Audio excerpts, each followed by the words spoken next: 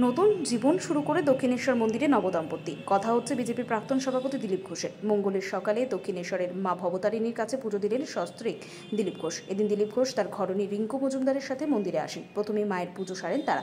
এরপর মন্দিরের ভেতরে শিব মন্দির, রাধাকৃষ্ণ মন্দির, ঠাকুরের ঘর ঘুরে আসেন। তারপরে সোজাসুজি পৌঁছে যান গঙ্গার ঘাটে। সেখানে তারা গঙ্গার জল নিয়ে সারদা মায়ের মন্দিরে পৌঁছান।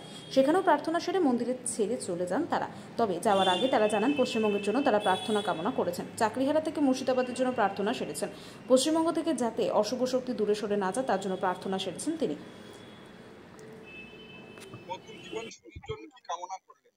সবার প্রথম কামনা করলাম পশ্চিমবঙ্গের জনগণের স্বার্থে অশুভ শক্তির বিনাশ করে রাজনৈতিকভাবে আমরা পরস্পরকে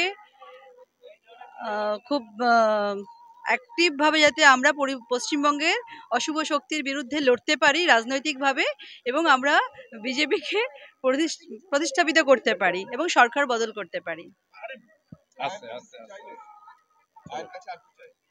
ব্যাস, পশ্চিমবঙ্গের অশুভ শক্তির বিনাশ হোক, পশ্চিমবঙ্গের স্বার্থে তথা ভারতবর্ষের স্বার্থে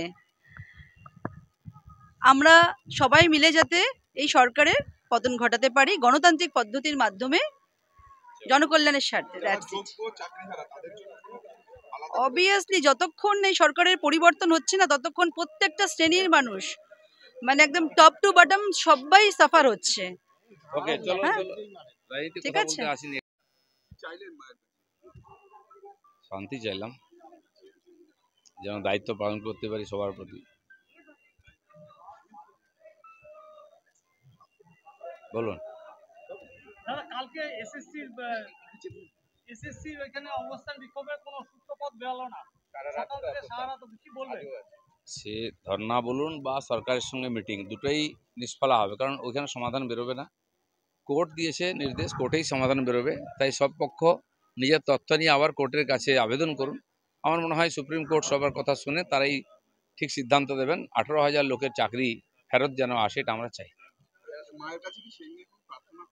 সবার কুশল কামনা করে প্রার্থনা করেছি, সব বাংলায় শান্তির প্রার্থনা করেছি, সবাই যেন আমরা ভালো থাকতে পারি সেই প্রার্থনা করেছি।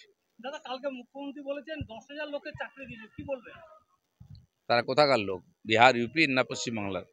কেউ চাকরি পেয়েছে জানি না। এখানে 3 জন সিভিক পুলিশ আছেন, তারা বলছে আমাদের যা পয়সা তাতে চলে না। এই চাকরির কি মানে হয়? উনি দেওচা পাচামিতে বলেছিলেন 1 লক্ষ লোকের চাকরি হবে, এক ঝুড়ি কয়লাও বেরোলো না, একটা চাকরিও হলো না। এখন মেদিনীপুরে গিয়ে বলছেন 10,000 লোকের চাকরি হবে। আজ পর্যন্ত কত হাজার লোকের চাকরি দিয়েছেন? অভ্যাস টাইম মিথ্যা কথা বলা, সেটাই বলছেন উনি। আমি তো মুর্শিদাবাদে সেদিন ছিলাম যেদিন গন্ডগোল শুরু হয়, 11 তারিখ রাত 10টার সময় পার হয়েছে, যখন তখন আগুন জ্বলছিল। বাকি পার্টির নেতারা যাচ্ছেন, আন্দোলন চলছে, যাবো আমিও। কালকে শিলান্যাস অনুষ্ঠানে কিন্তু এলাকার যারা জমি দিল তাদেরকে ডাকা হলো না, বাইরের থেকে লোক এনে ভিড় করা হলো, কি বলবো? সব জায়গায় তাই করেন উনি। টিচারদের ডাকলেন কথা বলবেন বলে ইন্ডোর স্টেডিয়ামে, সেখানে পার্টির লোকেরা ভরে গেল, টিচাররা বাইরে থেকে গেল। এটাই ওনার নীতি, লোক দেখানো খালি। জুনিয়র ডাক্তাররা এসএসসি যারা চাকরিহারা তাদের পাশে রয়েছে, সব রকম সাহায্য করার জন্য। পুরো ডাক্তাররা নয়, ডাক্তাররা যেমন আছেন, সাধারণ মানুষ পশ্চিমবাংলার সবাই চাকরিহারাদের সঙ্গে আছে, এবং সেই পীড়িতা ডাক্তারের পরিবারের সঙ্গে আছে। যারা এই যে হাজার হাজার মানুষ মুর্শিদাবাদ থেকে হিন্দুরা পালিয়ে গেছেন অত্যাচার, তাদের সঙ্গে আমরা আছি, আর সবাইকে এক হয়ে এখানে পরিবর্তন করতে হবে। ব্যুরো রিপোর্ট, উত্তরের প্রহরী।